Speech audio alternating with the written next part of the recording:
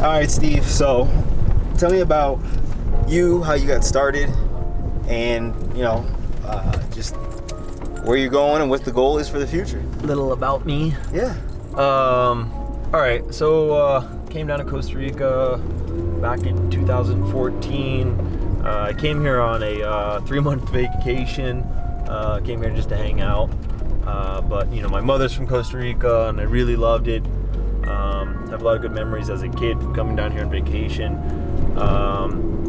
And long story short, basically I ended up just staying with my grandpa, opening up my first business of dehydrated fruits and beef jerky. And joined the hockey community here in Costa Rica. Always looking for a hobby to do, something fun to do.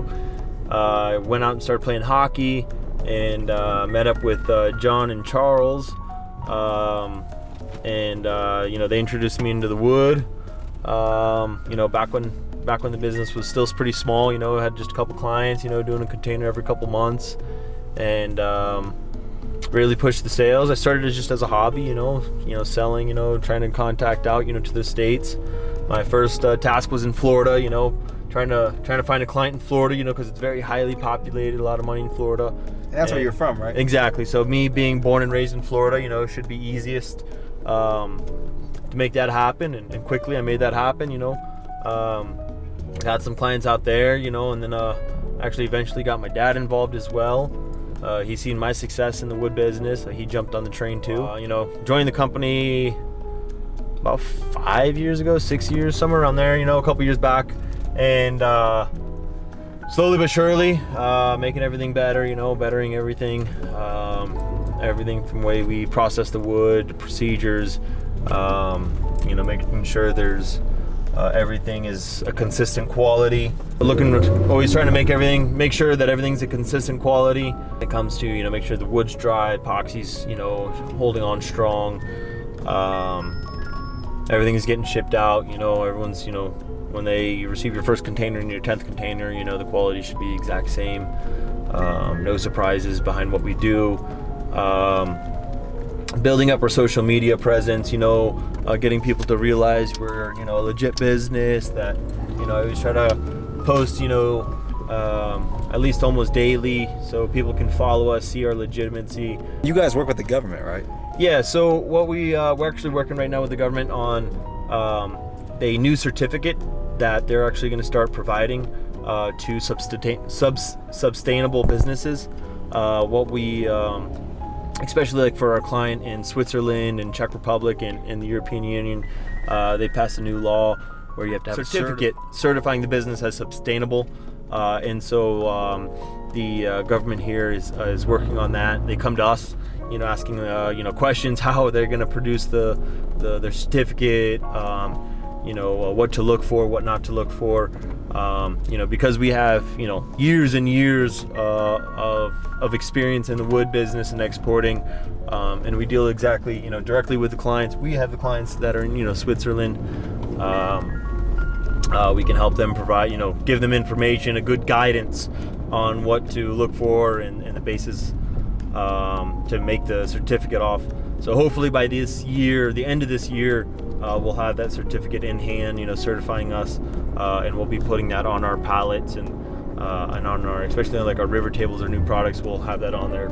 Sustainable business. We'll be sending a copy of that certificate to everybody, it's important for us, make sure everything's sustainable. What we're doing, as I was showing, the logs. It's not a honey pot that we found, it's just a bunch of big, logs in the middle of a farm. But it's the country and the government has protected them for many, many years, many generations, many decades, to make sure that their country is sustainable, wood source. The ecosystem's not being harmed by the extraction of the logs that were being used to turn into tables. Yeah, so a lot of the guys, they love coming to work for us. I've heard it many times, like, oh wow, I don't have to work in the sun, or like they they're very happy when they realize they have full-time job. We give them 12 hours extra every week. So the extra pay, it's standard for us. The guys are happy. And they get time and a half. When they get time and a half pay, like it's again, like we make time and a half, 12 hours extra time, a standard for our guys. It's most of these guys are coming from farmlands, the outer areas of Alajuela, where they used to be picking coffee for it's seasonal jobs. They're used to seasonal jobs, whether it be construction or agriculture, picking coffee here, then cutting sugarcane here, bouncing around, and they don't even have a stable paycheck, where when they come to us they have health insurance. Their whole family's covered by Social Security. So if their family gets their wife gets pregnant, whatever, they don't have to worry about extra bills or anything like that. Here the hospital covers all that. So they have their families covered. They're covered. They have a constant paycheck. We right now we employ about 130 30 guys that work in the production side of the business. Plus, about a different 10 in marketing and accounting and human resources. And I remember back in 2018, we thought 30 guys was a lot. That was a big number for us when we reached 30. And we quickly jumped up to 130, and we're constantly hiring. We're looking to hire another 20 guys in the next week or so. So from what I understand, or something that you guys, just from over the last few days, it is a constant, it is a cycle of taking care of each other. You guys are basically just a community that is looking out for one another, making sure that there's jobs, making sure that there's people to be fed, making sure that everyone's taken care of in all aspects across the board, from your suppliers to your workers. Yeah, so here in Costa Rica, it's things work a little different here. You have to work together. You can't be a one-man. You can't do everything you're on your own. Yeah, we could easily go buy a truck tomorrow to be, hauling our logs and hauling the slabs from the mill to the shop, and but it's much better for us to have, outsource that. We give a guy a stable job. He makes his he makes his nickel, constantly trucking, our logs, constantly trucking our slabs from the mill to the shop. Anytime we have to move any kind of machinery, he's there. So he's happy. He gives us references for, other people, because here, well, all over the world, the wood business is very small, especially here in Costa Rica. Everything, it's a small country. Everybody knows everybody. And so, because we work with, the guy at the mill, Kachi, very nice guy, made a great relationship with him over the years. We keep, we drop off, 2 truckloads, 1 to 2 truckloads every day, at his yard, especially right now because it's extraction season. It's, dry season. They take advantage of the extraction of the logs. Now that it's dry, and they can safely get the trucks down the mountains and into the farms and everything like that. Because in rainy season, farms are so wet and muddy, you just can't get trucks in and out. And so he's happy, because he knows we filled up his yard full of logs. He has the next year of job security. And yeah, we could go buy a mill and we could mill it ourselves, but why? We'd prefer to, let this guy, he's a 3rd generation miller, sawyer, and, let him do what he does best. He does a great job at it. He's very responsible. He keeps the machine always running, and he keeps his guys working too. So there's no reason to, be selfish and try to do everything ourselves. It works much better when you work as a community. We're not just giving guys jobs, but giving other companies, a lot of work as well. It's especially now that we're growing. A lot of guys are, they want to work with us because they know, especially like the loggers, the extractors. They know when they're working with us, they have a someone to buy their logs. It's not when they extract, they're running around sitting 2-3 days, weeks, with a truckload of wood, waiting to, or trying to sell it, and they almost have to give it away with no profit just to get rid of it so they can get back out to work, get their machinery working. They have to keep moving their permits, or else their permits will expire. So it's working with us, we keep those guys very happy, stress-free. It's they don't have to worry about too much when they're doing business with us. We negotiate a price on everything, so it's all worked out. We get a steady supply of logs, not just your standard ones, but anytime any exotic crazy logs come up, the first person they call is us. Hey, we got this, and most of the time we take it. For example, Zach's crazy Jatoba log, like this is, I know a lot of people, even like that log sitting at the mill, a lot of people, like all the truckers come over, they take pictures with it. They're pretty surprised by how big and old that Jatoba log is. So that's blowing minds here. It's so we always get first dibs on a lot of the stuff. So what's your goal? What are your goals for the rest of the year? Our goal, so every year we always try to make a new product. Always got to stay ahead of the game. Can't stay still too long. So for 2022 we have started our river table production, and this has been an incredible feat. It's very, very difficult.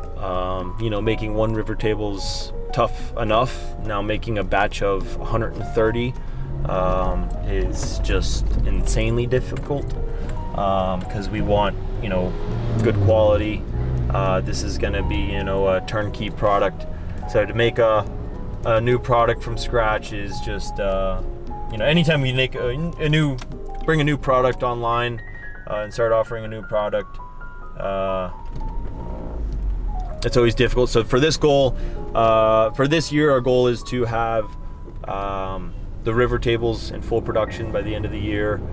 We have our test trial going out right now. We're still working on pricing and how much time it takes in the sanders and this and that, getting all the nooks and the growing pains out. But yeah, we hopefully by the end of the year we'll have the river tables, good inventory, a couple hundred on inventory to pick from. Right now we're just kind of making them to order. What's been your favorite part about being in the city? I know you said that you're not going back. This is your home now. Yeah, so my favorite part, one, about just being here in Costa Rica, like I love it. It's just a relaxed country. It's very difficult to live here in the beginning. It takes a lot to get used to. Even the language, I had to learn Spanish, very fast. But it's a slower pace. You just have to go with the flow. Pura Vida. For the uninitiated, what is Pura Vida? Pura Vida, yeah. Pura Vida is our traditional saying, and Pura Vida can be used for saying yes, hello, goodbye, no thank you, like everything can be solved with Pura Vida, right? So you want to say Pura Vida is hello, hey Pura Vida, right? If you want to say yeah whatever, kind of somebody asks you to do something, Pura Vida, right? Like kind of blow it off, let the next guy deal with it. Just Pura Vida is it's pure life is the translation, but here in Costa Rica we use it for everything. I love being in this business. One, learned a lot. I wasn't a carpenter from the get-go. To be honest, didn't know much about it. But in the years studying, reading, talking to people, in the best way to learn, talking with guys that know more than I do.